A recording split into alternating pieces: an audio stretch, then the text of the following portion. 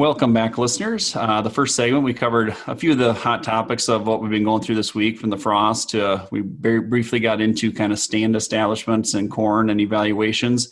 And Allie, the first part of this week, the most common question I've had from some of our customers and growers locally and from some of our local Pioneer sales professionals is the corn crop, that is specifically, seems to be coming on the ground a little bit uneven. Allie, what are some of your observations you've seen here to date?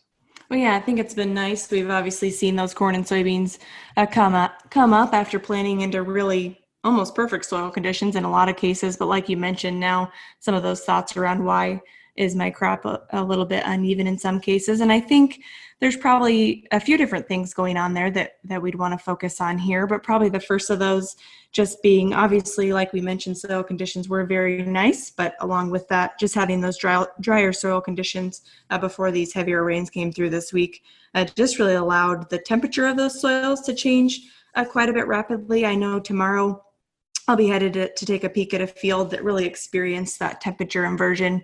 You see that corn start to come out of the ground. And then in those cases, when those ground temps really started to cool overnight, they maybe dipped back in the ground and maybe caused, a little bit of germ issues in some of those cases. And then also having some of those drier soil conditions, just not having that moisture where we needed it, depending on our soil depth is certainly contributing there as well. So I think, a piece of that is obviously those drier soil conditions, Josh, but I think a piece of that could also potentially be, as you look at specifically some of those cornfields you're walking, just having maybe higher levels of residue in some of those fields, maybe restricting or just delaying emergence in some cases, just not having that seed soil contact where we'd like to see it. I'm not sure if you've seen anything similar to that maybe in some of your field observations, but that's kind of my quick take.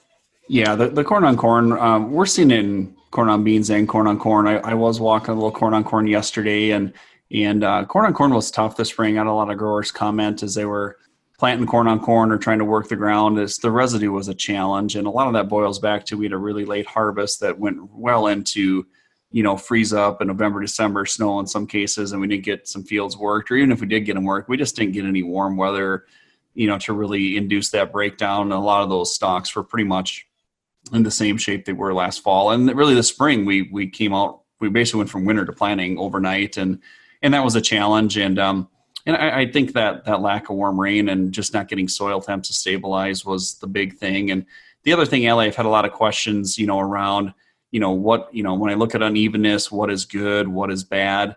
Some of the unevenness I've even noticed, Allie, at my 65 mile an hour scouting, driving by, I can see, wow, that part of the field I can row perfect, and the next part of the field I don't see any rows.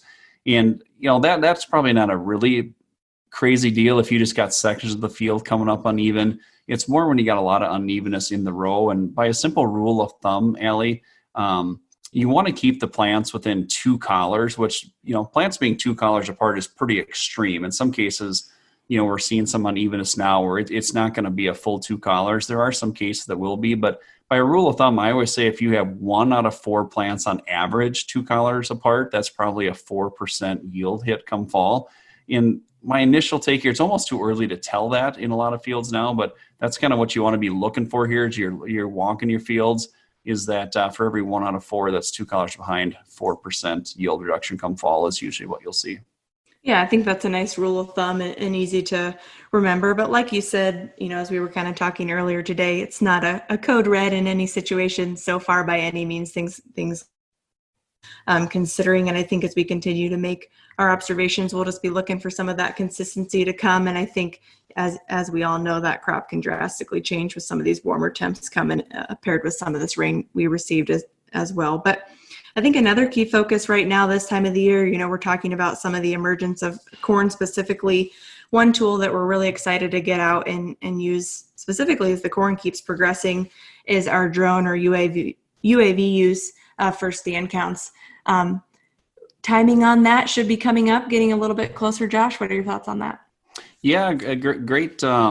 It's a great tool that we have here at Pioneer, and we we have one of the largest drone fleets, globally of any company that we utilize, and it's been a lot of fun to use. And once we get to V2, V3, that's when we'll really get out there and start looking at it. And we've kind of branded the UAV software. We've been testing. Allie, you and I have been on the testing team for a couple of years, and now we got it, commercially launched as Corteva Flight. And long of the story short, Allie, we can use our UAV, and it's kind of like grid sampling where we can just program a flight and hit launch, and that thing's going to go out there and take anywhere from a stand count every half acre, 1 acre, 2, 3, depending on field size, and compile that information very quick. Where if you and I are out there pulling a tape on all those, it'd take us hours. Where within just a couple of minutes, we can have a great assessment of what the stand looks like, and then really own in. It'll tell us, how far part of the plants average on inches. It'll show us any gap of 12 inches. It'll give us a stand count per acre. Pretty awesome stuff. And Allie, I'm not sure if you and I have any corn that's big enough, but some of our partners to the north and west do have some corn big enough. And I was kind of getting excited seeing some of the results today. Yep, we're getting close. Like you said, some of our partners do. We'll keep our eye trying these fields out for some of these drone flights. And certainly if anyone's interested, please let us know. But as we come back next week, we'll keep you updated on our findings from the field.